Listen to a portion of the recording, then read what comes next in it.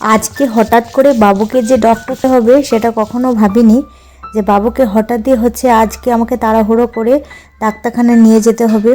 তো পরিস্থিতি সব দিকে সামাল দিয়ে আজকে বেরিয়ে পড়লাম ডাক্তারের কাছে। বাবু কি হয়েছিল সবটাই এই ব্লগের মাধ্যমে আপনাদের সাথে শেয়ার করব, আপনারা ব্লগের সাথে থাকুন। হ্যালো ফ্রেন্ডস, কল্পনা ক্রিয়েশনে আর একটি নিউ ভিডিওর সাথে সবাইকে অনেক অনেক স্বাগত। তো আজকে আমরা তাড়াহুড়ো করে বাবুকে আজকে আমরা ডাক্তারখানায় নিয়ে যাচ্ছিলাম। আর দুদিন আগে তো বেশ ভালোই আনন্দে একটা দিন মতো আমাদের পেরিয়েছিল, যেহেতু বাবুর 21 ছিল, সবাই লোকজন এসেছিল, তো তারাও বাড়িও চলে গেলো। আপনাদের সাথে ছোট্ট ক্লিপস একটা শেয়ার করলাম। তো তার পরের দিনই বাবুর হঠাৎ করে একটু শরীর খারাপ হয়ে যায়। শরীর খারাপ বলতে সর্দি, এমনভাবে সর্দি হয়েছে যাতে ও একেবারে নাক দিয়ে নিঃশ্বাসই নিতে পারছিল না। তো যাই হোক, যেহেতু আমি বাপের বাড়িতে আছি, সে মতো করে ডক্টরের খোঁজ বলতে তেমনভাবে আমি একদম স্পেশালিস্ট ডাক্তারের খোঁজ কিন্তু ওখানে পাইনি। এখানে বাচ্চা নর্মালি দেখায় সবাই, আমার দাদা বৌদি আরে আছে, ওরা সবাই ওই ডাক্তারটাকে দেখাতে যায়। তো সেইখানে গেলাম। তারপরে ওই পুচকুটাকে দেখিয়ে নিয়ে এলাম, ওষুধ আরে সব কিছু নিয়ে এলাম।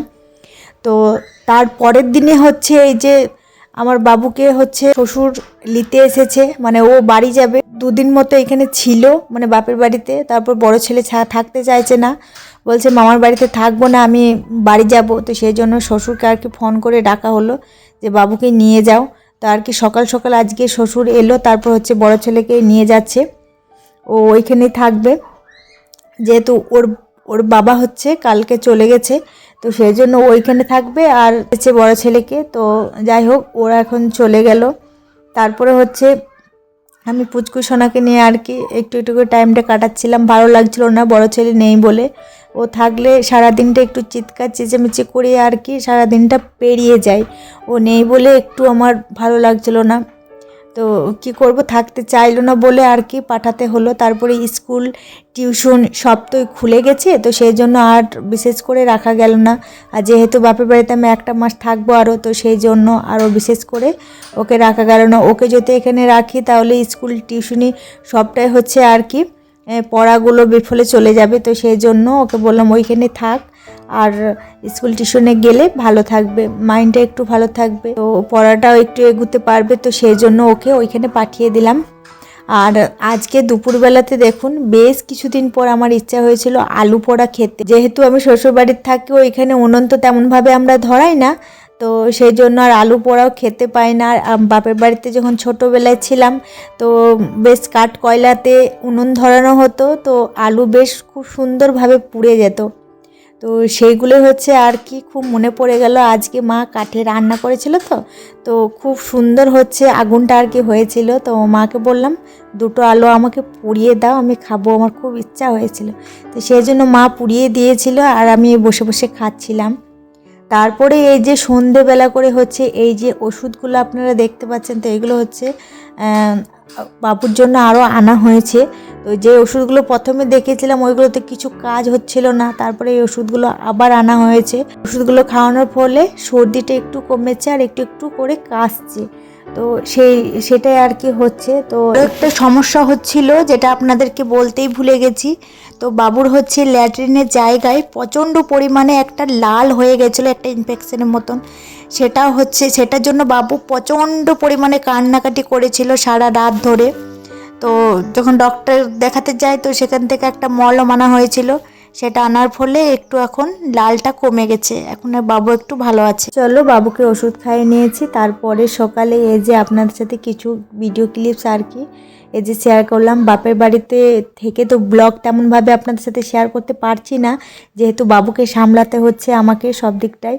আর যেহেতু সেখানে পরে এখন একটু একটু পেটের মধ্যে ব্যথা আছে, স্যালাইটা অতিরিক্ত নেই, একটু একটু আছে, তো সেটাও মোটামুটি সময়ের সাথে সেরে যাবে। যাই হোক, এখন সকাল সকাল রান্না বান্নার দিকে এখন চলে এসেছি। তো আজকে শরীরটা একটু ভালো আছে, তো সেই জন্য মাকে বললাম দাও আমি একটু হাতে হাতে তোমার হেল্প করে দিই। তো সেই জন্য মা আজকে জোগাড়গুলো করে দিল, আর উনুনে আজকে বসে বসে আমি রান্না করছিলাম।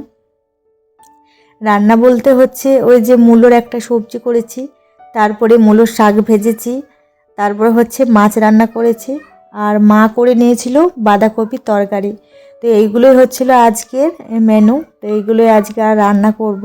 আমি ভাবতে পারিনি যে বাবুর হঠাৎ করে আজকে শরীরটা এমনভাবে খারাপ হয়ে যাবে, মানে যে হারে প্রচণ্ড পরিমাণে ঠান্ডা পড়েছে, মানে ধারণার বাইরে। এত ভালোভাবে বাবুকে রাখছি আমিও, একটা মাস ধরে হচ্ছে জল তেমনভাবে মানে নাড়াচাড়া করিনি। ওই যে নর্মালি হচ্ছে পা হাত ধুয়ে আর কি চলে আসছিলাম, তারপরে ওই যে সময়ে সময়ে একবার দুবার করে হচ্ছে আর কি স্নান করছিলাম। তো অতিরিক্ত ঠান্ডা পড়েছে, তো প্রতিদিনও স্নান করিনি, পা হাত যেমন নর্মালি ধুয়ে নিই সেগুলোই আছে আর কি ধুয়ে নিচ্ছিলাম, মানে অতিরিক্তভাবে জল নাড়াচাড়া করিনি। তারপরেও হচ্ছে বাবুর প্রচণ্ড পরিমাণে ঠান্ডা লেগেছে, এত ঠান্ডা লেগেছে যে ও নিঃশ্বাস নিতেও কষ্ট হচ্ছিল। তো সেই মতো করে মানে আর বাড়িতে ওকে রাখা গেল না, তাড়াহুড়ো করেই আমাকে ডক্টর দেখাতে নিয়ে যেতে হয়েছিল। তো যাই হোক, ওই ওষুধগুলো তো কিছু কাজ হয়নি, তারপরে আবার নিয়ে নিয়ে যাওয়া হয়েছিল। তারপরে যে ওষুধগুলো আপনাদেরকে দেখালাম, তো সেগুলো খাওয়ানোর পরে বাবু একটু সুস্থ আছে। তো তারপরে হচ্ছে মা, এই যে দেখুন, মা হচ্ছে সিলবারটাতে আজকে বেটে নিচ্ছে ধনে পাতা। তো মা খুব ভালোভাবে হচ্ছে সিলবারটাতে ধনে পাতা বাটে, তো আর খেতেও খুব ভালো লাগে। তো যাই হোক, মা এইভাবে সিলবারটা করে বেটে নিচ্ছে, আর আমি হচ্ছে এই যে আপনাদের সাথে ছোট্টখাট্টো করে ব্লগগুলো আর কি শেয়ার করব, সেই জন্য শ্যুট করছি। তো যাই হোক, ওইদিকে রান্না বসিয়েছিলাম, আর এইদিকে হচ্ছে আমার পুচকু সোনাটা হচ্ছে ঘুমাচ্ছে। তো সব দিকটা একটু একটু করে দেখে আমি আসছিলাম যে বাবু কী করছে, মা কী করছে, সব দিকটা দেখে তারপরে আবার এই যে রান্নাশালে এলাম। তো রান্নাটা হচ্ছে এখন এই যে মাছগুলো ভাজা হয়ে গেছে, তো এখন মাছটা রান্না করার পরে তারপরে আমি ওই যে স্নান করতে চলে যাব। স্নান করে এসে তারপরে খাওয়া দাওয়ার দিকে যাব।